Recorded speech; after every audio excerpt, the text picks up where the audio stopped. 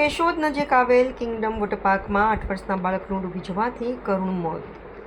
ભાવનગરથી વેરાવળ જતો પરિવાર રસ્તામાં આવેલા વોટરપાર્કમાં નાહવા માટે રોકાયો હતો. આ દરમિયાન 8 વર્ષનો માસૂમ બાળક પાણીમાં ડૂબી જતા ગંભીર ઘટના બની. પરિવારજનોએ બાળકને તાત્કાલિક ખાનગી વાહન મારફતે કેશોદ સરકારી હોસ્પિટલ પહોંચાડ્યો હતો, જ્યાં તબીબોએ તેને મૃત જાહેર કર્યો હોવાનું જાણવા મળ્યું છે. ઘટના બાદ વોટરપાર્ક મેનેજમેન્ટની બેદરકારી સામે ગંભીર સવાલો ઊભા થયા છે. પૂરતી સુરક્ષા વ્યવસ્થાની દેખરેખના અભાવે માસૂમનો જીવ ગયો હોવાના આક્ષેપો ઉઠી રહ્યા છે.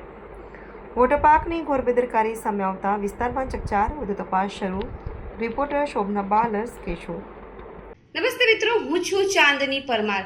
આપની મનપસંદ ચેનલ એટલે કે દીવ મિરર ન્યૂઝ ચેનલને લાઈક કરો, શેર કરો અને ફોલો કરો.